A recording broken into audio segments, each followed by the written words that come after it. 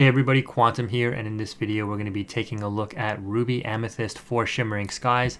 This variation represents a paradigm shift in the way that Ruby Amethyst has been played prior, that tempo-oriented, control-oriented strategy that aims to really develop a lot of card advantage. This deck can still do that, but it does it through a little bit more versatility and combo-oriented lines. We're going to take a look at that, of course. Linked in this deck list and linked in the description is the link to the Dreamborn list, of course. You can also check out on my channel the gameplay video that we have showcasing how this deck works, and I call it Location Synergy because cards like Chernobog Followers and Magic Broom, you can banish them right on your own accord. Like when you play a character, you can banish your Broom. When you quest with Chernobog, you can banish it and draw a card.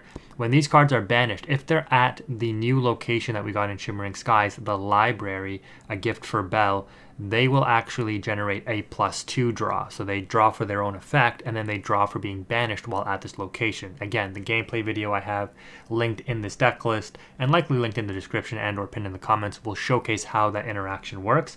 It's quite unique. So again, this is a paradigm shift to the way that Ruby Amethyst was being played in set 4, and it was a very strong deck in set 4's meta, right? It won 2 DLCs in a row back to back. I think one in North America, one in Europe, but then it kind of fell off towards the end of set 4. What's funny is in the DLC event in Toronto, the side event with the set 5 meta, a set 4 Ruby Amethyst list ended up coming second place, losing to Ruby Sapphire in the finals, I believe. So you can definitely take a look at the traditional way that Ruby Amethyst was played and try to adapt it for the set 5 meta. I don't think the set 4 iteration will last too long in being that meta competitive before it starts to adapt set 5 cards, or you can do something like this and just rebuild the deck with kind of new combo lines in mind. So like I said, we're going to focus on the 1-drops once again, Chernobog's Followers and Magic Broom. They now have even more utility in this deck than before because of the new location, the library. These cards not only just being a card that can replace themselves for the cost of tempo, they now actually net you a +1 when you banish them. And of course, if you end up challenging with them or they get challenged and banished, you will still draw a card if they are at that location. If you're not ready to banish them, you can just put them on the other location in the Queen's Castle and generate card draw with them just being there at the start of your turn as well, right? So a lot of interesting utility options with these 1-drops now, a lot of extra value that you get off of these cards, and even more ways to generate advantage, which is quite interesting for Ruby Amethyst to look at in the future. For the 2-drop slot, we've abandoned the Flynn package. We just think that with the new meta coming out, Steel and especially Amber Steel Song is expected to be very, very popular, and that might change over time. But with Amber Steel Song, you're going to run into a lot of Let the Storm Rage On, 1-drop Cinderellas, being able to out the Flynn Rider very, very quickly, singing something like a Strength or a Storm. Babooms and stuff in Sapphire Steel, if that's around, might still be a bit of a threat. A lot of other Steel decks, right, like Emerald Steel has adapted to use like the Clarabelle lines. Ed got second place in the other side event in the set 5 meta using an Emerald Steel Clarabelle focused deck, and that was very powerful. So with all of that in mind, you want to get some advantage if your cards are banished. Library, helps you do that, but cards like Cusco can also help you do that. Similar to what this card did in set 2 when it first came out, it's just the card that you play on curve or later on, and if it survives, it's going to quest for 1. If it doesn't survive, it's going to replace itself and draw you a card. And because it can really offset the negative advantage that you would normally take from a character getting outed, with the Let the Storm Rage On, for example, the Cusco at least replaces itself. We're still on the 4 Snakes, still one of the best value cards in the game, especially when you're on the play. This card being able to challenge into a Daisy Duck. Hopefully you'll have something else to drop along with that to take out the Daisy. But yeah, these cards, and especially Mem Fox, is just becoming more and more popular, more and more of a necessity. I've been talking about this card ever since it was released, and I was telling you guys, make sure you have your play sets. I picked up my foil ones as soon as I could, around $8 to $10 Canadian, because you just know this card is going to be good for a very, very long time. Yeah, it just continues to be an absolute force in any Amethyst deck. Now again, because we're on 10 locations, I've opted to put in 3 copies of Tuk Tuk. This thing kind of serves dual purpose. The first one is if you're able to drop this on turn 3 or turn 4, well, probably not turn 3 because you're going to be wanting to develop your location on turn 3 most likely, but even later on into the game, like once you're in a bit of a grind game state, Tuk Tuk being able to come down and instantly move something to, let's say, a library, and then it gets +2 strength, then you can challenge with it, get it banished, and draw a card, right? That's instant value right away. You out a threat, and the card replaces itself because it was banished from the library, right? Or Tuk Tuk just coming down, moving like Chernobog followers to the library for free, and then you quest with Chernobog, you draw 2, so you essentially gained tempo by not having to pay the cost to move the Chernobog followers there. There's a lot of little synergy things you can get like that. And of course, like I just mentioned with Cusco, imagine moving the Cusco there, becoming a 3/2 body, you move it to library, this card challenges as a 3/2 body, gets banished, you draw 2, one off the Cusco, one off the library that you moved it to with a Tuk Tuk, right? So a lot of little synergy things that you can do here, which is kind of nice. Yeah, just a lot of value there. And then, this card is evasive, which could come into play if you're going up against opposing, let's say, Diablos or something like that, which might still be floating around in the meta. This card can be, a decent option for that. At the worst, it's just ink if you don't have a location in play or if you draw it too early, right? So it's almost no negative value really to include this in a deck like this. Now we're not on 4 goats, we're on 3 because we do have to make room for the locations and the, Tuk Tuks, Jim Hawkins that you saw in the deck list as well.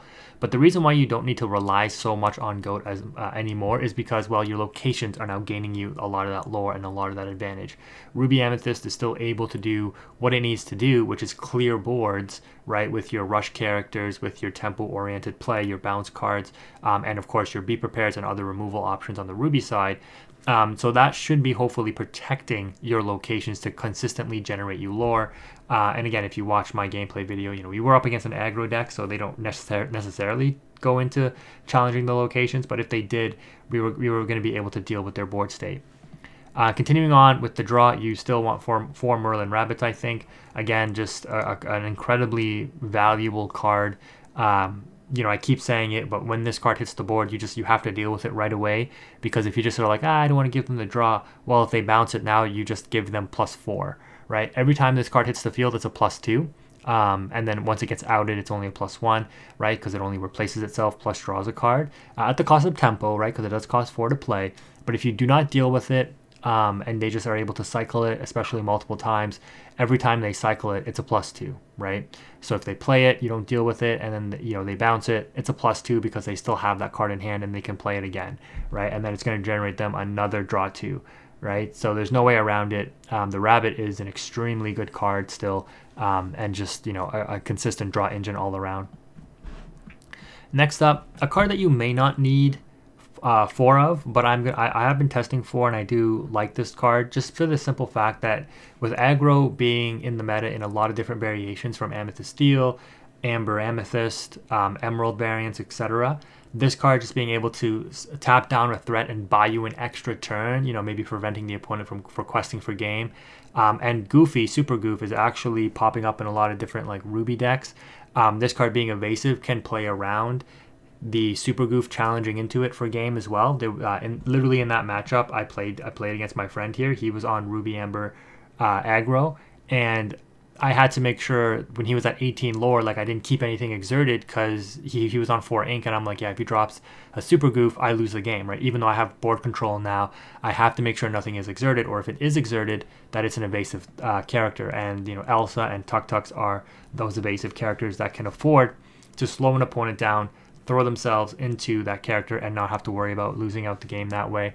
That being said, your bounce cards can also help bounce exerted cards back to hand to make sure that you're not leaving things exposed.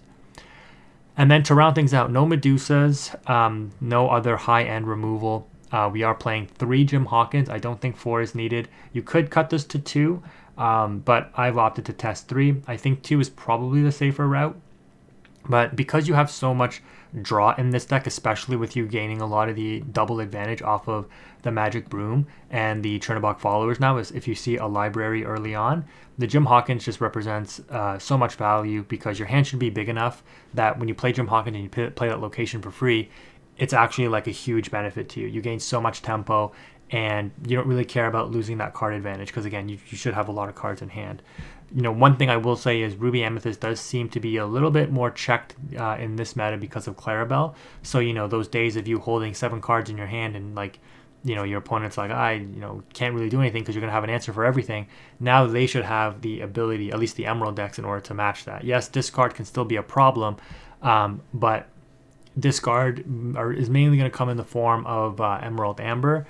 And again, your answers to that is hopefully going to be to outdraw them with the extra draw engines that you have, especially with Library and Queen's Castle.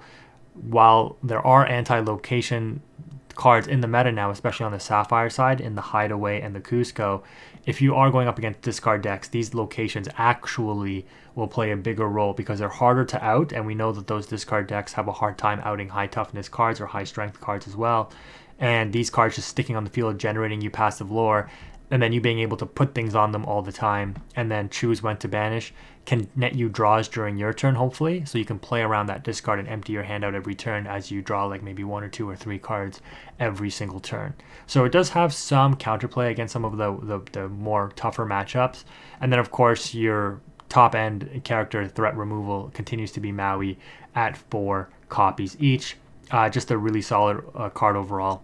For the actions, we're continuing to run 4 Brawl. Yes, it doesn't feel great having to waste a turn to brawl a threat, but when it's a threat that you need to brawl, like, you gain a lot of advantage if your opponent has really developed their curve to, say, really rely on whatever they drop in order to maintain momentum for them, right? So what I mean by that is, let's say your opponent develops the Diablo shift line. They've invested a lot of cards to get that Diablo online, and if you still brawl that away, that slows them down significantly, right? They've invested essentially 3 cards for that Diablo and only replaced it 1 time by the draw 1 of the Diablo, right? If they go Diablo on 1, shift Diablo on 2, if you're on the play and on turn 3 you go, okay, ink turn 3, brawl the Diablo, right? You've significantly dented their game plan, right? Put a wrench in their game plan. So I do think brawl is still pretty valuable. It also hits problematic targets like Hiram, like Ursula Deceiver Vault, that's still in the meta, and just some other things that could pop up here and there. We've seen Morph be played now to accommodate like Clarabelle and Beast Tragic Hero shift lines, and just shutting those early shift lines down is potentially beneficial as well. 4 Friends and 4 Be Prepared. Now Ursula Deceiver is still going to be in pretty much every Emerald deck, Emerald Amethyst, Emerald Amber, Emerald Steel. So, playing 4 of each of these can be a little bit problematic, but the goal is that you only need, or even not even need to resolve a Be Prepared. But if you do need to resolve a Be Prepared, 1 should be all you need. You play enough cards, like I said, with the Rush and the tap down stuff, especially with the Elsa the Fifth Spirit, that, hopefully you won't need to rely on the Be Prepared. But just having this in your back pocket when you hit that 7 ink, it just provides you that much more relief, especially if you have locations on board that your opponent is struggling to deal with. As soon as you drop that Be Prepared, you just feel like, oh, I feel so good because now my locations are going to survive for probably another 2 to 3 turns, which means I'm going to generate anywhere from 3 to 6 or more lore off of them. And that should be enough to close out the game with whatever else you're going to continue to play as follow-up after the Be Prepared. And then we finally get to the locations. Yes, there's no way around it. The anti-location tech that has been introduced in set 5 is definitely going to cause a little bit of problems for you. But that being said, you don't mind if they ramp you with Hideaway or Cusco. The Simba on Steel and the continued use of something like Rise of the Titans, which I don't think you're going to see much of, does hurt. But when you look at the competitive decks that are using Steel and Sapphire, they are not really opting for that many copies of like the Simba or the Cusco. It's mostly just 2 copies. So even if they do end up getting the interaction of dropping the Simba, banishing your castle, or even better, Cuscoing your castle or your library into your Inkwell, it's actually not that bad, especially since you can play these out for free with something like Jim Hawkins. So if Jim Hawkins is able to play a location for free, if they do end up Simba taking it out, it's like, well, I still developed my character. Yes, losing the castle sucks, but you had to waste your turn to play that underwhelming Simba that quests for 1. That's a 3/5 body. I at least played a 4/4 character that quests for 2, and that's assuming you have the out. If you don't have the out, the Jim Hawkins represents 4 lore if I drop the castle along with it, and if I drop the library along with the Jim Hawkins, you just know whatever else I have on board is going to move to that library next turn and generate me a lot of advantage when they either challenge and get themselves banished to net me more cards, or do things like quest with Chernobog and draw 2, like I said. So that's kind of the theory behind the deck. The RLS Legacy is just there as, more location lore gain. You might not need to play these, but I think it's I think it's okay to continue to use them, especially if you are able to play this with the Jim Hawkins. It's one of the more stronger interactions because things like your Fox and your Maui being able to move here for 1 and having evasive can definitely help you deal with any other kind of troublesome evasive decks that you might run into as well. But this is definitely something you can opt to cut, especially if you want to play 2 Jim Hawkins. I think the 8 locations are enough. So anyways, that is the deck list. Hopefully this video isn't too long. If you made it this far in the video, thank you again for watching. Make sure you drop a like if you did enjoy. Quantum is out.